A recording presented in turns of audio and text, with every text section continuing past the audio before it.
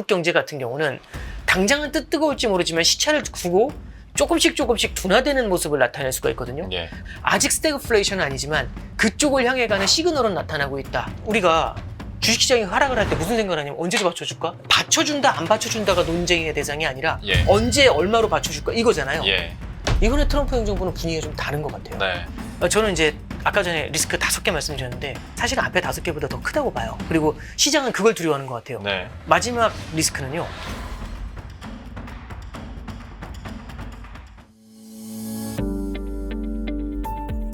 공매도가 재개되면서 종목별로 급락한 종목들을 보면 진짜 재개되긴 했구나라는 느낌도 있지만 또 아시아 증시 전반적으로 보면 우리나라 안에서 공매도도 공매도지만 역시 미국 관세 이슈가 참 불안하게 만드는구나라는 생각도 많이 했었던 것 같은데 네네 맞습니다. 종합을 했을 때 단장님께서 보시기에 시장을 지금 억누르고 있는 포인트들은 좀 어디에 있는지 이거부터 한번 머릿말 개념으로 네. 정리를 해주시죠. 일단 간단하게 꼭지만 좀 집어보면은 예. 한 5개나 6개 정도라고 생각을 하는데 네. 일단 뭐 포인트만 한번 짚어보죠. 일단 첫 번째는 엔캐리 청산이라는 이슈가 있는 것 같아요. 이제 오늘 일본 증시도 폭락을 했고요. 그리고 또 하나는 엔화가 되게 강세를 보였거든요. 한 990원에 다시 접근을 했는데 네. 핵심은 그거 같습니다. 그러니까 일본은 인플레이션 압력이 높다 보니까 금리를 인상할 수밖에 없는 상황이거든요. 네. 근데 일본은 금리를 인상해야 되는데 미국 경기가 둔화가 되면서 미국 금리가 내려오게 되면 양쪽의 금리 차가 좁혀지게 되지 않습니까? 네. 그럼 요건 이제 엔화 강세를 가리키게 됩니다. 근데 문제는요. 지난 15년 동안 엔 약세에 기반해가지고 굉장히 많은 일본인 투자자들이 미국으로 투자를 했는데 그게 네. 이제 일종의 엔캐리 트레이드죠. 예. 근데 그 사람들은 엔화가 약세고 달러가 강세라는 데 베팅을 한 건데 갑자기 반대로 되감기는 겁니다.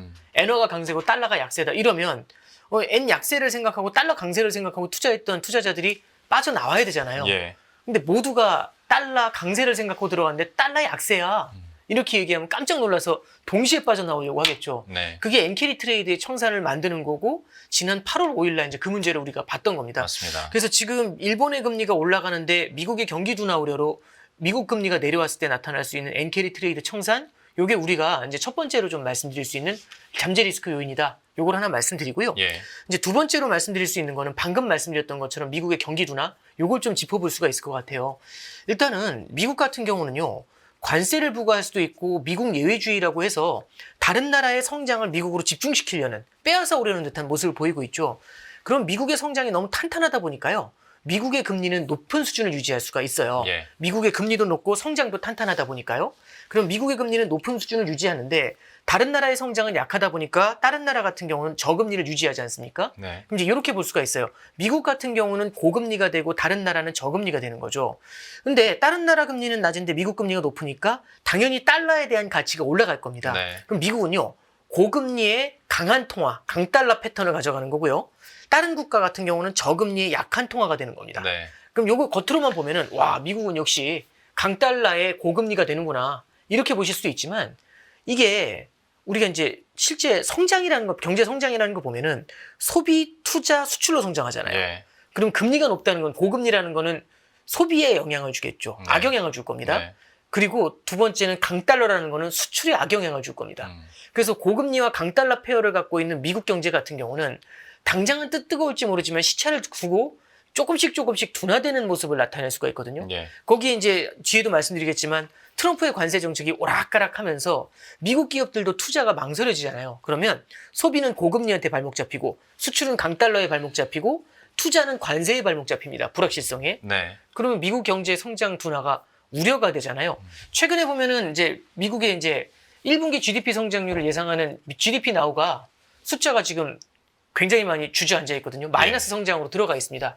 이런 걸 봤었을 때에도 미국 경제가 향후에 좀 둔화될 가능성이 있지 않냐. 여기에 대한 시각, 요게 이제 두 번째 리스크다라고 좀 볼 수가 있을 것 같고요. 세 번째는 이제 미국의 부채 상한입니다. 아마 지금은 다들 이제 관세이기 때문에 이 얘기가 다 묻혀 있는 상황인데요. 미국의 부채 상한이 엑스데이트라고 하죠. 그 날이 지금 현재 7월에서 8월 정도 되는 거 아니냐. 그 얘기를 좀 하고 있어요. 네. 그리고 이제 1분기, 이제 실제로 작년 말부터 시작해서 1분기까지 미국의 재정 지출이 이 기간 동안으로 따지면 코로나 이후에 사상 최대치입니다. 그러니까 트럼프가 들어와서 아낀 게 아니고요. 마찬가지로 굉장히 많이 썼어요. 네. 이게 이자 지출도 굉장히 많다 보니까 이런 문제가 생기는 거거든요. 그러면 이게 엑스데이트가 언제일지 모르지만은 미국의 부채 한도에 대한 문제가 좀 불거질 수가 있고요. 그럼 근데 많은 분들이 그 생각을 하시죠. 부채 한도 문제야 뭐 그 부채 상한 올리면 되잖아. 저도 그렇게 생각을 하는데 부채 상한 올렸을 때 또 문제가 이런 게 있습니다.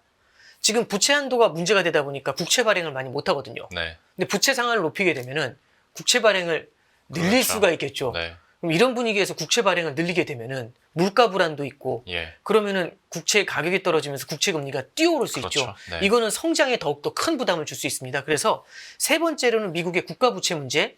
요게 당장은 아니겠지만 시차를 두고는 좀 시장을 억제하는 요인이 될 수 있지 않겠는가. 요는 잠재 리스크 세 번째 말씀드렸고요.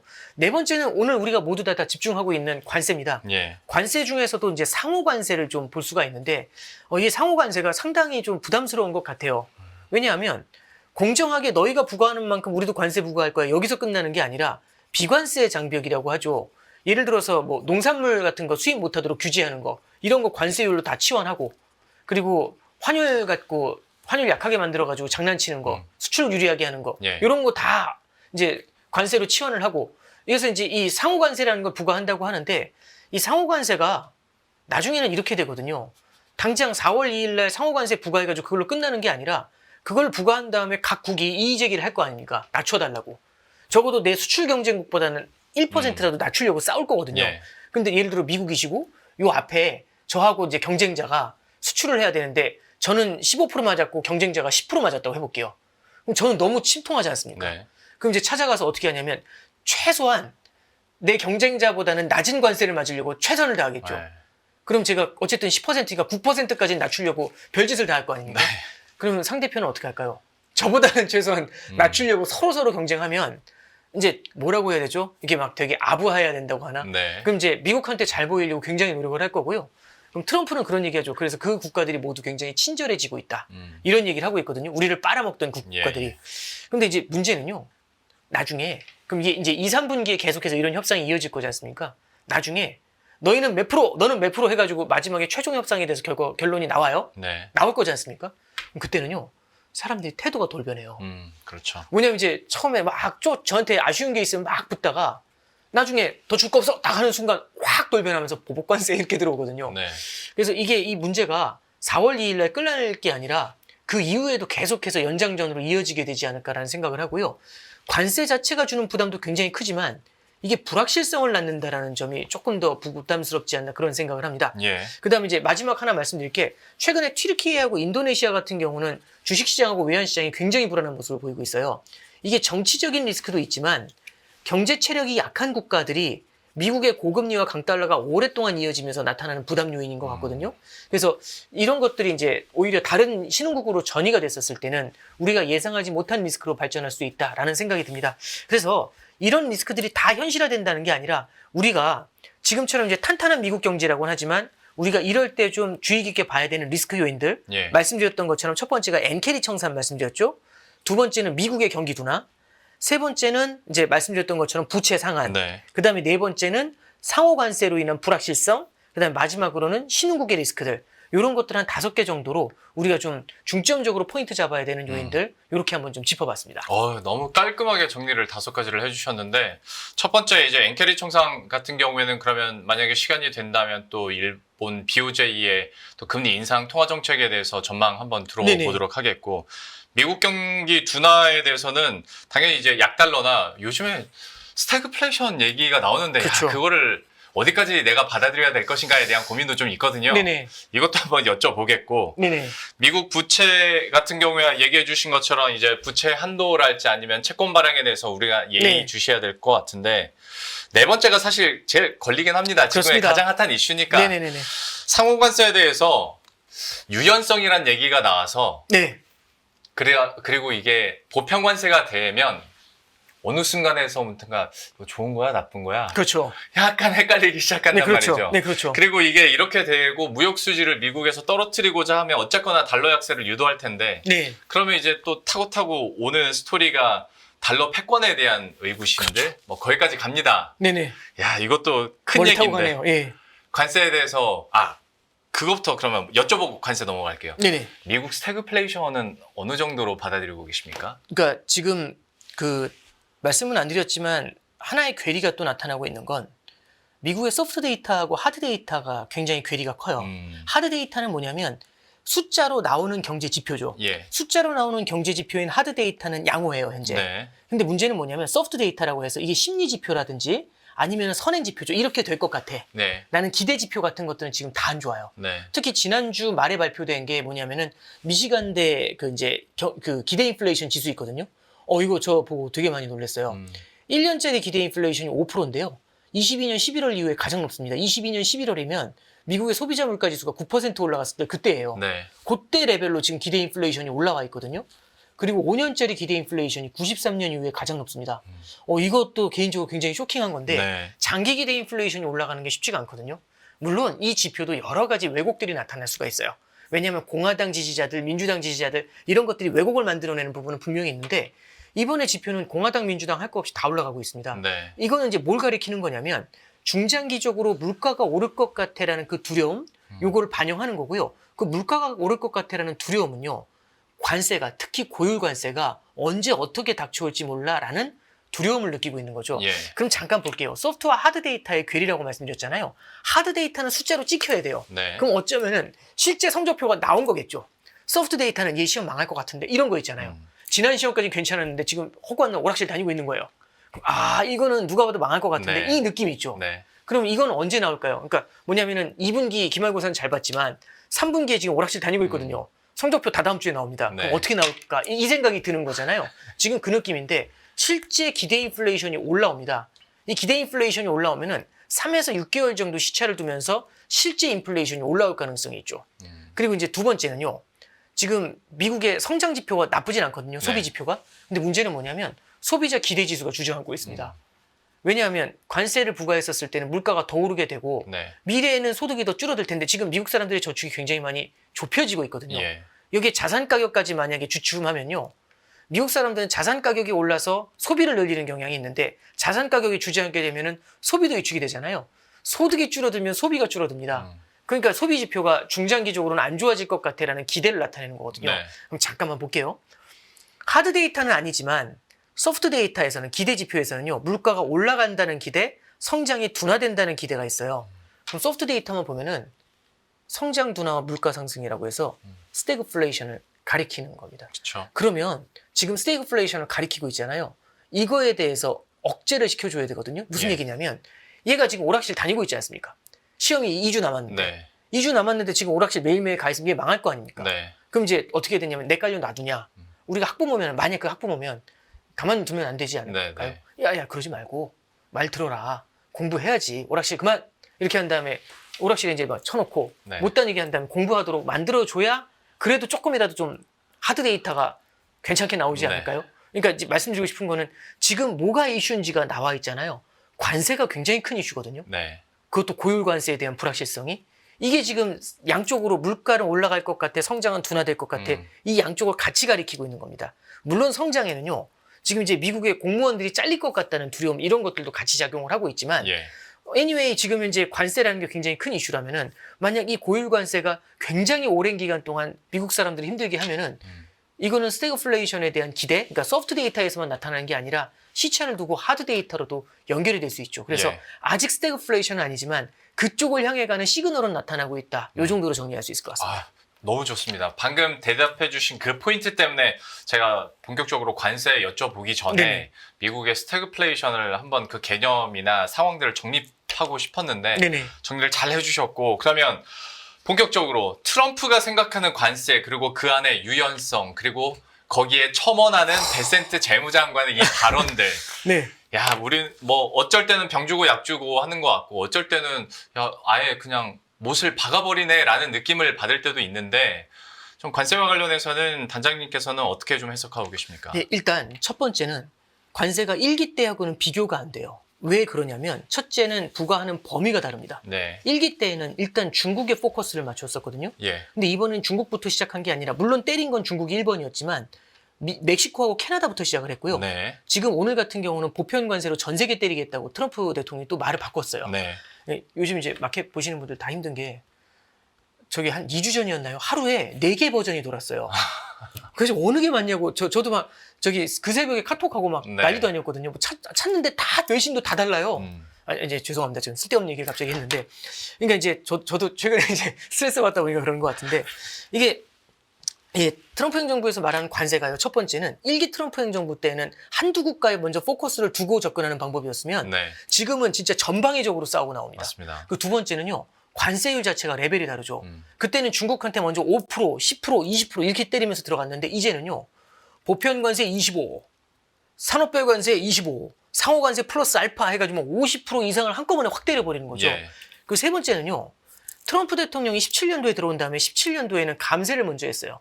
그러니까 당근을 먼저 줬거든요. 네. 그런 다음에 미국 경제가 탄탄해질 것 같으니까 18년도부터 중국하고 싸우기 시작을 해요. 관세로. 예. 그러니까 당근을 먼저 주고 그 다음에 채찍으로 때렸거든요. 맞습니다. 근데 이번에는 당근은 하나도 안 보이고 채찍부터 막 휘두르고 있는 거잖아요. 그럼 되게 아프겠죠. 그리고 이제 마지막으로 그때는요. 1대 다였죠. 뭐냐면 다자 간의 협상을 해가지고요. 여러 국가한테 비슷한 관세율을 적용하는 거였으면 예. 지금은 국가별로 상호 관세를 때린다고 하거든요. 그럼 국가별로 관세를 때리게 되면 이게 뭐가 이제 그 고라파지냐면은 예를 들어서 아까 말씀드렸던 것처럼 국가별로 차등 관세가 되잖아요. 네. 어떤 국가는 관세를 맞더라도 그렇게 나쁘지 않을 수 있어요. 왜냐하면 경쟁을 하는 국가라고 해보죠. 네. 제가 5% 맞았어요. 그럼 슬프잖아요. 안 맞다고 5% 맞았으면. 근데 저하고 경쟁하시는 김영롱 국가가 20% 맞았어요. 그럼 저는 5% 맞고서 너무 좋아가지고 그렇죠. 웃고 슬픈 척은 있어야죠. 하겠지만. 슬픈 척은 하겠지만 예. 너무 힘들어요. 이러면서 이제 그런 케이스가 생기죠. 그러면 이 협상하는 국가들은요. 죄수의 딜레마가 될 수 있어요. 무슨 얘기냐면 둘이 공조를 할 수가 없어요. 예. 왜냐면 서로 조금이라도 낮추려고 서로 으르렁거려야 되거든요. 예. 그래서 예전에 저기 처음에 시작하자마자 트럼프가 캐나다하고 멕시코부터 치고 나오니까 캐나다 트리도 총리가 그때 당시 좀 잘 보이려고 우린 멕시코하고 달라요. 이제 이런 얘기를 했거든요. 대표적인 케이스입니다. 그래서 이런 것들이 좀 이렇게 불확실성을 좀 높일 수 있다는 거. 그래서 1기 트럼프 행정부 때하고는 너무나 다르다. 네. 이게 첫 번째고요. 두 번째는 불확실성이 워낙 큰데 이 불확실성이 크다는 게 뭐냐면 트럼프 행정부 자체도 지금 내일 모레가 관세 때린다고 예고된 날인데 네. 본인들도 지금 어떻게 해야 될지 잘 모르는 것 같아요. 네, 왜 그러냐면 상호 관세를 때리는데 이게 처음에 1월 달에 상호 관세가 뭐냐면 국가별로 비관세 장벽까지 다 관세율로 치환해 가지고 환산해 가지고 정량으로 때리는 거잖아요. 네. 그래서 공정하게 때리겠다고 하고 있는데 그럼 이제 누군가 그걸 환산하는 작업을 해야 되지 않습니까? 트럼프가 하는 게 아니고. 네. 그건 이제 누가 하냐면 USTR이 해요. 그 미국 무역대표부가. 무역대표부. 근데 거기 인력이 200명 정도 된대요. 200명 정도 되는데 그럼 실무진이 그중에 한 뭐 50명에서 60명 될 거지 않습니까? 그 사람들한테 전 세계 관세율 다 때리라는 거잖아요.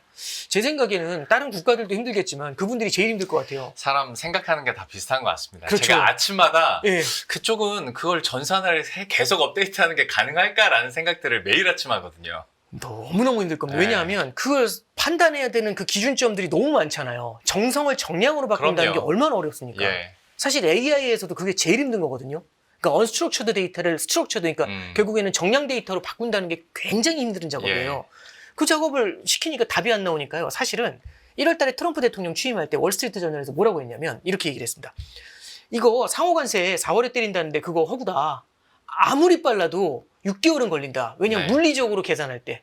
전 세계를 때리려면. 그렇죠. 그래서 이제 상호관세 얘기 나오니까 그게 부담이었는데 그래서인지 벨센트 재무장관이 일주일 전에 뭐라고 말을 바꿨냐면 전체를 때리는 게 아니고요. 15개 국가만 일단 흔들어 놓겠습니다라고 해요. 그래서 그 15개 국가는 어떤 국가입니까? 그러니까 미국한테 굉장히 더러운 행동을 하는 국가들이 있다. 그래서 더티 15이라는 표현을 쓰죠. 네. 재무장관이 더티라는 단어를 쓰는 건 전 처음 봤어요. 근데 어쨌든 뭐 그 국가들을 흔들겠다고 얘기했는데 오늘 아침에 트럼프 대통령이 또 뭐라고 하냐면 무슨 소리냐 전 세계다. 이런 얘기를 해요. 그랬더니 조금 있다가 트럼프의 참모진이 보편 관세를 때릴 걸 검토하고 있대요. 이게 네. 무슨 얘기냐면 상호 관세는 국가별로 다 다르죠. 보편 관세는요. 통으로 같아요. 그렇죠. 전 세계 20%. 그런 다음에 나중에 협상합시다. 이거거든요. 그럼 그 얘기는 뭐냐면 이제 트럼프 대통령이 다시 전체 관세로 전 국가 다 때리라고 뒤집어 엎은 거고요. 예. 그럼 이제 USTR에서부터 시작해서 그 참모진이 어떡하지? 그럼 보편 관세로 가시죠.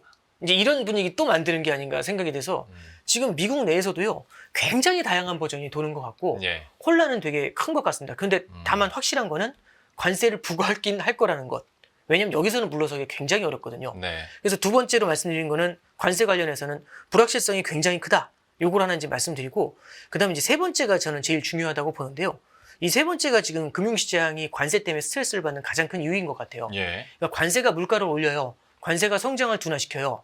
그러니까 이런 것들은 물론 주가에 영향을 주는 요인이긴 하지만 이전에도 많이 알려져 있었던 요인들이었잖아요. 네. 아니, 관세 사실 처음 듣는 거 아니고 그렇죠. 작년 11월에 트럼프 취임하자마자 다 관세 얘기했잖아요.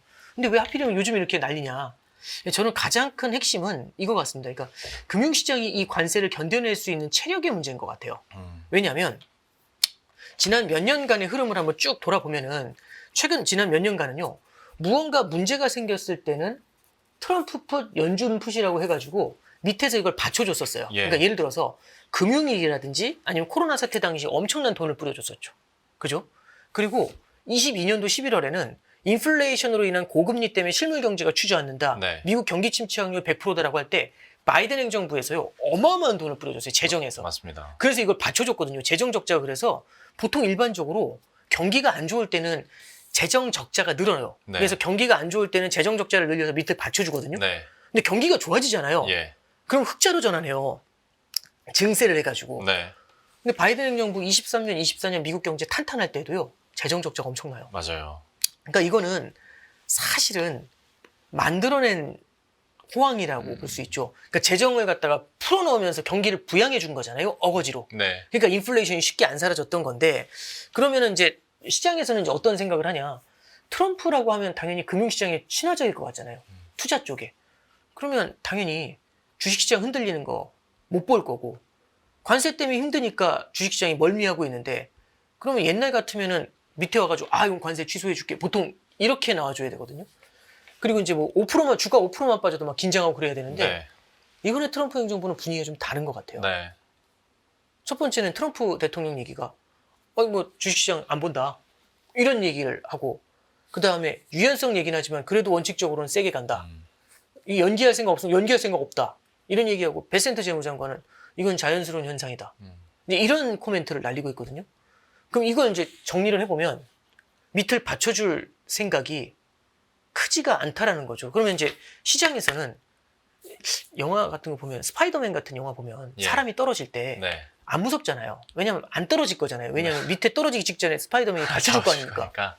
항상 받쳐주셨잖아요. 그래서 예. 봐도 별로 이렇게 사람이 떨어져도 긴장감이 없어요. 저거 보나마나 받쳐줄 텐데 이 생각이거든요.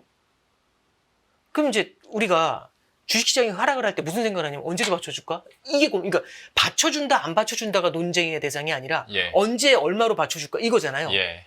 그러면 조금 더 떨어지더라도 미리 사야 저가 매수를 할 수 있잖아요. 예. 이게 사실은 바이 더 딥의 핵심이지 않습니까? 저가 매수. 예. 그 바이 더 딥이라는 것의 핵심은 결국엔 떨어지더라도 밑에서 누군가 트럼프 풋이 받쳐주든 연준 풋이 받쳐주든 이거거든요. 근데 일단 지금 연준 풋은 힘들어요. 왜냐면 물가가 높기 때문에 연준에서는 금리 인하를 하는 걸 굉장히 꺼려하는 것 같아요. 네. 그럼 트럼프 풋이 나와줘야 되거든요. 예. 관세를 취소해 주는 거죠, 예를 들어. 근데 잠깐 한번 생각해 보죠. 지금 이렇게 국가가 셋이 있어요. 세 개의 국가가 있는데 제가 미국이에요. 관세 부과하겠다고 딱 얘기를 했어요. 그래서 나한테 협상하자고. 내가 무섭게 해줬으니까 협상하자고 했는데 이제 그 영웅팀장님께서 마음속으로 생각해요. 관세를 부과하면 지들도 힘드니까 이거 조금만 개기면 좋은 조건으로 잘 합의가 되겠네. 이제 이런 생각을 하실 수 있어요. 실제로 그런 움직임들이 그렇죠. 나타나고 있죠. 왜냐면 이거는 미국한테도 좋은 게임이 아니니까 네. 반드시 나중에 한풀 꺾인다. 근데 여기서 제가 꺾이면 다음엔 다시는 관세 협약을 할 수가 없지 않습니까? 네. 그런 기대를 만들어내잖아요. 손방망이네 이러면서. 그럼 여기서는 어떻게 되냐면 기싸움을 해야 되죠. 물러나기가 쉽지가 않아요. 네. 일단 첫 번째는. 그리고 이제 두 번째는요. 이 부분이 저는 좀 조금 놀랐는데 베센트 재무장관이 지난주죠. 20일 날이니까 2월 20일인가 그때 저기 인터뷰를 하나 한 게 있어요. 그 인터뷰 얘기를 하나만 좀 같이 잠깐만 볼게요. 좋습니다. 예, 인터뷰 얘기 한번 잠깐 볼게요. 이거 한번 잠깐 보시죠. 뭐라고 하냐면 인터뷰 내용을 갖다가 국제금융센터에서 리포팅을 한 게 있어요. 요약을 해서. 그 인터뷰에서 했던 얘기 좀 길게 했는데 핵심적인 것만 간단히 말씀드릴게요. 뭐라고 했냐면 베센트 재무장관이 이렇게 말합니다. 지나친 경기부양책이죠. 바이든 행정부 때 너무 경기부양책을 많이 써서 심각한 분배의 문제가 발생했대요. 분배의 문제라고 하면 빈부격차가 커졌다는 얘기고 부자는 돈이 많아졌고 가난한 사람은 너무 힘들어졌다. 그렇죠. 그러면은 자산 가격이 너무 올라서 미국에 집을 사거나 하는 게 불가능하니까 아메리칸 드림이 깨졌다라고 진단을 했대요. 예. 그러면서 뭐라고 하냐면 바이든 행정부는 의도적으로 돌이킬 수 없는 항해를 하고 있답니다. 그래서 뭐라고 하냐면 바이든 행정부는 부채와 적자, 끝없는 지출을 단행하고 있었는데 전쟁 중에 하는 것도 아니고 경제가 이미 견고한데도 무제한으로 돈을 뿌리는 것은 처음이다. 말도 안 된다는 얘기를 하는 거죠. 재정 적자가 너무 심각하다는 얘기죠. 막대한 지출을 하고 나면 결국 나중에는요. 먼 미래에는 세금 인상밖엔 답이 없다. 그럼 세금 인상도 할 수 없을 정도로 경기가 침체가 되잖아요. 그럼 답이 없다는 게 그런 시니컬한 얘기를 하고 있는 겁니다. 예. 그리고 뭐라고 하냐면 불법 이민도 마찬가지다. 국경을 열어서 그 많은 사람들 1200만 명이 들어왔다고 하는데 이렇게 많이 들어온 다음에 너무 많이 들어왔으니까 돌려보낼 수 없다. 이런 식의 프레임으로 고착화하는 거 이거 문제다. 네. 이 바이든 행정부를 첫 번째는 이렇게 까요. 예. 그 다음에 뭐라고 하냐면 지금 현재 미국은 심각한 분배 문제의 상태에 있대요. 그러면서 뭐라고 하냐면 해리스 부통령이나 바이든 같은 경우는 중산층을 위해 싸우겠다라고 하지만 가장 큰 문제는 바이든 행정부 때 중산층의 빈곤율이 높아졌답니다. 왜 그러냐면 물가가 너무 많이 올랐어요. 그렇죠. 그래서 중고차 가격, 자동차 보험료, 렌트비, 식료품비 다 올랐대요. 그러면 인플레이션은 모두한테 닥쳐오는 거잖아요. 피할 수가 없지 않습니까? 예. 근데 부유한 사람은 인플레이션을 견디죠. 네. 가난한 사람은 인플레이션을 견디기 힘들죠. 빈부격차가 커진 상태에서 인플레이션이 동일하게 밀려들면 가난한 사람은 너무너무 힘들어지는 문제가 생기거든요. 네. 예, 그 얘기를 하고 있습니다. 그래 이제 뭐라고 하냐면 너무나 과도한 부양책을 써가지고요. 상위 10%는 주식시장이 폭등하며 이익을 본 반면 하위 50%는 자산 없이 부채만 갖고 있다. 그래서 신용카드 부채가 증가하고 주택가격 폭등으로 모기지를 내도 주택 구입이 불가능하대요. 그러면서 뭐라고 하냐면 결론이 이겁니다. 이로 인해 아메리칸 드림이 깨졌다. 이거는 미국이 원하는 게 아니라는 거죠. 아메리칸 드림은 내 집 마련, 재정적 안정, 직업 목적의식, 가족 부양 능력 이게 있어야 되는 건데 네. 이게 사라졌고요. 2차 대전 이후에 미국의 가정은요. 90% 이상이 자녀 세대가 부모보다 더 나은 삶을 사는 것이 가능했지만 지금은 그 비율이 50%밖에 안 된답니다. 네. 예, 이게 이제 결론이에요. 그러면 이 결론의 핵심은 뭐냐면 너무 과도한 경기 부양으로 굉장히 많은 빈부의 문제가 생겼고 분배의 문제가 생겼고 그래서 중산층 이하의 사람들이 완전히 붕괴가 돼서 너무 힘든 삶을 살고 있는 거잖아요. 자산 가격은 너무 올랐고 네. 그러니까 결국에는 재정을 때려나가지고 자산 가격 끌어올리는 이런 형태의 부양책은 지속 가능하지 않다라는 얘기를 여기서 하는 겁니다. 그러면 이거 정상화로 돌려야 되잖아요. 네. 그래서 베센트 재무장관이 하는 얘기가 뭐냐면 공공지출을 통해서 경기 부양을 하는 거는 끝내야 된다. 그래서 민간으로 되돌려야 된다는 얘기를 하거든요. 예, 그 얘기 하나만 더 볼게요. 예. 자, 다음 기사입니다. 뭐라고 하냐면 최근 이제 주식시장이 흔들리면서 3월 8일 날 인터뷰입니다. 주식시장이 좀 흔들리니까 베센트 재무장관한테 물어봤어요. 근데 하는 얘기가 경제 성장의 기반을 정부가 지원하는 것에서 민간 부분으로 전환하면서 경제 일부 혼란이 발생할 수 있대요. 뭐라고 하냐면 우리가 물려받을 경제가 다소 흔들릴 수 있냐? 가능하다. 물론이다. 공공지출에서 벗어나려면 자연스러운 조정이 필요하다. 그는 시장과 경제가 정부 지출에 중독돼 있다. 네. 이 중독된 걸 해독하는 디톡스 기간이 필요할 것. 그러면 증시 부양을 위해 정책을 조정할 가능성이 있어요? 했더니 베센트 말이 트럼프 풋은 없다. 이런 얘기를 하고 있는 거죠. 네. 그리고 3월 19일 날 인터뷰 한 번 더 했는데 미국 경기가 침체될 수도 있나요? 라고 물어봤더니 그걸 어떻게 보장하냐. 여기에는 안 나와 있는데 코로나를 누가 예측했겠냐. 이런 얘기는 하거든요. 하지만 그런 게 아니라면 우리가 경기 침체를 겪을 이유는 없다. 하는 얘기가 경제 디톡스 기간이 있을 것이다. 그렇지만 이 디톡스 기간이 침체를 의미하는 것은 아닐 것. 이 얘기를 해요. 잠깐만요. 그러면 이게 뭐냐면 디톡스가 있다는 얘기예요. 지금은 디톡스 기간일 수 있습니다. 네. 디톡스 기간이라는 건 뭐냐면 중독된 걸 풀어줘야 돼요. 금단 현상이 나타나는 거거든요. 담배를 끊었더니 손이 떨리는 겁니다. 예. 바로 담배를 물려줘야 됩니까? 아니면 견디도록 해야 됩니까? 견디도록 해줘야죠. 그렇죠. 라고 베센트는 얘기하는 그렇게 거죠. 얘기하는 거죠. 네. 이게 디톡스입니다. 네네네. 예, 그러니까 이제 이게 포인트인데 그러면 이 인터뷰 기사를 딱 보면 담배를 다시 줄까 안 줄까라고 물어보는 거죠. 이걸 네. 딱 보고서 베센트라는 분은 담배를 다시 줄까요 안 줄까요?라고 질문을 던지면 어떨 것 같으세요? 안 줄 것 같지 않으세요? 예, 어떤 생각을 갖고 있냐면 지금의 조정은요 자연스러운 겁니다. 왜? 네. 공공에 너무 많은 공공에 너무 의존했었거든요. 아빠가 항상 잡아주는 자전거 이거에만 익숙했는데 언제까지 아빠가 잡아줄 거냐? 이제 아빠가 놔야 된다. 아빠가 놓으면 넘어질 수 있지 않습니까? 그 기간은 자연스럽게 견뎌야 된다. 그래야 더욱더 한 걸음 더 멀리 바라볼 수 있다. 라고 얘기하는 거죠. 그래서 우리는 주식시장은요. 지난 10년간 상승에 익숙했잖아요. 예. 빠지는 거에 익숙하지 않아요. 네. 빠졌다면 밑에도 항상 받쳐줬거든요. 그렇죠. 그런데 이제 무슨 얘기를 하는 거냐면 그렇게 받쳐주는 것 자체가 중독되는 거죠. 그래서 중독에서 벗어나야 되지 않습니까? 근데 우리는 5%만 빠져도 긴장되는데 10% 빠지면 이제 받쳐줘야지 하는데 안 받쳐줘요. 15%면 당연히 안 받쳐줘요. 이러면은 되게 두려움을 좀 느낄 수도 있지 않을까요? 그렇죠, 그렇죠. 예. 그리고 말씀하신 여기서 전체 스토리의 어떤 중독 개념을 치료하기 위해서 이런 디톡스 기간이 필요하다는 것도 필요하다는 거겠지만 사실 저 개인적으로 이렇게 자신 있게 얘기를 하는 것 중에 하나가 트럼프 일기 때는 네. 뭐 무역 전쟁과 관세 이슈로 인한 그런 스트러글링이 트럼프 행정부 한 2년, 3년 차에 이루어졌기 때문에 그때는 지지율도 또 그렇죠. 이거 해줘야 되고 미국 자국민들의 목소리도 들어야 되는데 지금은 앞에 모든 스토리가 이거 바이든 행정부가 잘못해가지고 그렇죠. 그런 거잖아. 예. 우리가 잘못한 게 아니라 그렇죠. 그러면 지금은 트럼프 풋으로 받추는 것보다 디톡스 기간으로 더 힘들어 놓고 한 중후반 지나가면 네. 야, 내가 살려줄게. 네네. 디톡스는 끝났어. 네네. 이렇게 하지 않을까? 그러면 단기적으로 트럼프 풋에 대한 기대감은 어쨌거나 떨어질 수밖에 없는 상황이 아닌가. 네. 그러니까 네. 지금 결국에는 말씀하신 것 저도 공감하고요. 베센트 재무장관도 죽인다는 게 아니라 오히려 경제 체제를 건강하게 만들어서 지속 가능한 성장의 궤도로 올리자 미국 경제를 이 얘기거든요. 그러면 그렇죠. 이렇게 말씀드릴 수 있죠. 이보 전진을 위한 일보 후퇴. 예. 베센트하고 트럼프는 그 생각을 하는 것 같아요. 그리고 관세를 제대로 때려가지고 협상을 제대로 하면 결국엔 미국 경제에 좋은 거잖아요. 당장은 관세 때문에 힘들지 몰라도. 예. 그래서 오늘 아침에 인터뷰한 것도 관세를 좀 이렇게 늦출 생각 없으세요? 네. 아니, 오히려 더 강화해야 된다. 뭐 이런 얘기 하거든요. 네. 근데 이제 이런 생각은 들어요. 그러니까 이보 전진을 위한 일보 후퇴잖아요. 근데 그러니까 이런 거잖아요. 차를 운전할 때 멀리 가기 위해서 조금 속도를 천천히 가야 된다. 뭐 이런 얘기로 해석할 수가 있어요. 근데 혹시 이제 영화 중에 옛날 영화인데 이거 말씀드리면 이제 연식이 나오게 되는데 옛날 영화 중에 혹시 스피드라는 영화 아세요? 아예 알죠. 그 스피드라는 영화를 보면 버스를 일정 속도 밑으로 그렇죠. 내려가면 몇 마일인지 터지는. 기억 안 나는데 예. 70마일이라고 해보죠. 70마일. 예. 70마일 밑으로 내리면 어떻게 되죠? 터지잖아요. 터지죠. 그러니까 샌드라 블럭이 운전할 때 그 밑으로 못 내리잖아요. 예. 그럼 무슨 얘기냐면은 멀리 가기 위해서 속도를 줄이라고 하면 네. 스피드 같은 케이스는 터지잖아요. 음. 그러니까 말씀드리고 싶은 건 이런 게 있습니다.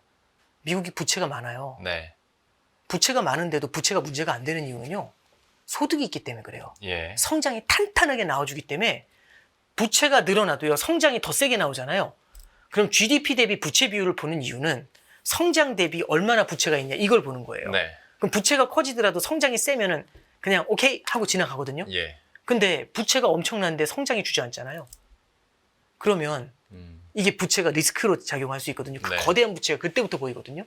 이 말씀은 뭐냐면 부채라는 거는 멈추는 순간 폭탄이 되잖아요. 멈추는 순간 폭탄이 된다는 게 아까 전에 보신 그 스피드라는 영화 있잖아요. 예. 그 생각이 좀 나더라고요. 그래서 저는 이제 아까 전에 리스크 5개 말씀드렸는데 하나를 더 말씀드리면 사실은 앞에 5개보다 더 크다고 봐요. 그리고 시장은 그걸 두려워하는 것 같아요. 네. 마지막 리스크는요. 트럼프 행정부의 정책 실수입니다. 정책 왜냐하면 실수. 예, 지금 여태까지 굉장히 오랜 기간 동안 자산 시장도 그렇고 미국 경제도 그렇고 수많은 부양책으로 받쳐줘 왔잖아요. 예. 그런 면들이 있었는데 그럼 부양책에 대한 의존이 굉장히 높아요. 이거를 서서히 없애는 게 아니라 한순간에 확 없앤 다음에 디톡스 얘기하는 거거든요. 네. 그럼 이 경제체제가 이거를 못 견딜 수가 있지 않습니까? 근데 거기다 대고서 계속 뭔가 밑에 받쳐주는 걸 안 하고 내깔려 놔두면 오히려 이거는 디톡스다. 도끼를 빼야 된다. 이러면서 전 정부의 잘못된 유산이다. 이렇게 하면서 잘못된 정책을 쓰게 됐었을 때 만들어질 수 있는 실수. 네. 이런 것들이 어쩌면은 경제에 좀 충격을 줄 수도 있거든요.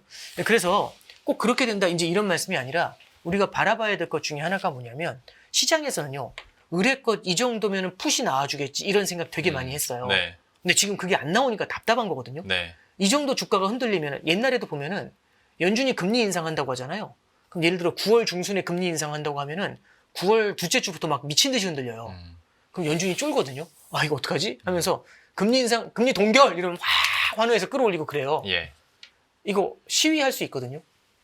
이거 관세라든지 성장 둔화에 대해서 빨리 뭔가 해야 된다라고 시위를 할 수 있는데 이 기세신 분들이 괜찮아. 우리는 충분히 견딜 체력이 있어. 네. 그리고 디톡스가 필요해. 라고 했었을 때 그게 오히려 미국 경제에도 안 좋은 상흔을 남길 수도 있지 않겠나. 예, 그게 저는 하나의 좀 리스크 요인으로 봐야 될 것 같고요. 그래서 상호관세라는 게 기존보다 관세 그 자체에 대한 부담보다는요. 예. 관세를 바라보는 시각이 야 이것도 하다 말겠지라는 그 기대가 시장에 잡혀 있는데 그 기대보다 결국에는 어떤 정책 실수 이 기대보다 조금 더 심하게 나오게 됐었을 때 시장이 느낄 수 있는 충격 이런 것들이 지금의 자산 시장에는 좀 작용하고 있는 게 아닌가 그런 생각을 합니다. 네. 근데 듣다 보니까 문득 궁금해지는 게 뭐 관세나 그다음에 재정 정책으로 디톡스를 시킨다고 하지만 말 그대로 디톡스라면 아예 밥을 안 주는 건 아니잖아요. 네, 그렇죠. 체질 변화를 하면서도 어느 정도는 이제 부양을 할 수 있는 그 최소 조건은 해줘야 되는 거 아닙니까? 그렇겠죠. 예. 그러면 이제 공공지출을 줄인다고 하면 결국에는 뭐 이제 당연히 민간 쪽으로 어떻게든 성장을 그렇죠. 시켜야 되는 숙제가 있을 텐데 네네. 그러면 트럼프는 이제 민간 분야 쪽으로는 어디에 좀 더 드라이브를 걸면서 이제 건강한 디톡스를 만들어갈 수 있을까에 대해서는 네네. 예. 결국의 핵심은요. 트럼프 행정부에서는 이 베센트 재무장관도 그 얘기를 해요. 결국에는 미국 경제가 처해 있는 상황이 재정 지출을 늘리면 늘릴수록 고금리와 강달러가 강화가 돼요, 지금은. 예. 그러면 재정 지출을 늘릴 게 아니라 오히려 금리를 낮출 수 있는 방법을 찾자. 연준이 금리를 낮추는 게 아니라 시장 금리, 10년짜리 국채 금리가 내려올 수 있는 방법을 찾자라고 얘기해요. 그럼 10년 국채 금리가 내려올 수 있는 방법? 이게 첫 번째는 뭐냐면은 드릴 베이비 드릴이죠. 원유 생산을 늘리자. 예. 요 얘기가 1번이고요. 두 번째는 은행들의 규제, SLR 규제라는 게 있어요. 네. 그 규제를 완화해가지고 은행들이 미국 국채를 살 수 있는 룸을 확보해주자. 그래서 이 두 가지가 됐었을 때에는 미국 국채에 대한 수요가 늘어나게 되면서 미국 국채 금리가 내려오게 되고 예. 미국 국채 금리가 내려오게 되면은 달러가 약해지게 되겠죠. 네. 그러면 우리가 재정 지출을 통해 가지고 가는 게 아니라 규제를 갖다가 풀어주면서 그다음에 그렇죠. 원유 생산을 늘려서 물가에 대한 공급망의 부담을 낮춰주면서 이 문제를 해결하면 돼라고 이제 생각을 하고 있어요. 그러니까 플랜은 저도 동의하는데 이제 네. 문제가 뭐냐면 이게 나올 때까지 규제 완화하고 이게 실제로 규제 완화한다고 해서 바로바로 시작되는 게 아니라 시차가 있잖아요. 그렇죠. 약을 먹으면 시차가 있지 않습니까? 근데 당장 지금 디톡스는요. 지금 당장의 문제예요. 디톡스를 견디고 그 뒤에 있을 아름다운 세상을 기대할 수는 있겠지만 네. 디톡스 기간 내에 스피드라서 빵 터져버리면 그러니까 이제 속도 늦춰서 멀리 가면 좋은데 그럼 속도 네. 늦추는 동안에 재미없는 정도면 괜찮은데 네. 이게 만약 폭탄이면 그래서 이제 저도 좀 생각을 하는 게 만약에 월가에서 만약에 자산 시장이 조금 더 스트레스를 받는 모습을 보이면 네. 이제 아마 그 자산 시장에서는 베센트나 트럼프가 약간 입장을 선회하는 것들 그런 걸 좀 기다리려고 할 것 같아요. 아까 시작할 때 상호관세에 있어서 유연성 얘기하셨거든요. 예. 그 유연성 단어 나온 다음에 주식시장이 이틀 연속 뛰었어요. 네. 왜냐하면 맞습니다. 지금 시장에서는요. 무언가 선물을 주는데 익숙하거든요. 네. 그러니까 이제 떨어지고 있는데 스파이더맨이 나오는 그 장면을 연상할 수 있는 그 어떤 거라도 보고 싶은 거죠. 그걸 보면 와 나온다. 이런 기대를 하니까 저는 좀 지금 바라보고 있는 거는 이 풋에 대한 기대, 어떤 그 바닥을 받쳐줄 수 있는 무언가에 대한 기대, 요걸 기다리고 있는 게 시장이고요. 최대한 안 주고 싶은 게 체질을 바꾸고 싶은 게 베센트와 트럼프인 것 같고 요 둘 사이의 어떤 괴리, 요게 단기적으로는요. 자산 시장에는 가장 큰 스트레스 요인이 되지 않나 그렇게 생각합니다. 안녕하세요. 유승입니다. 더 많은 영상을 보고 싶으신 분들은 화면 오른쪽에 있는 구독 버튼을 눌러주시기 바랍니다. 그리고 영상을 보시면서 좋아요는 필수인 거 아시죠? 항상 인포맥스 라이브를 사랑해주셔서 감사합니다.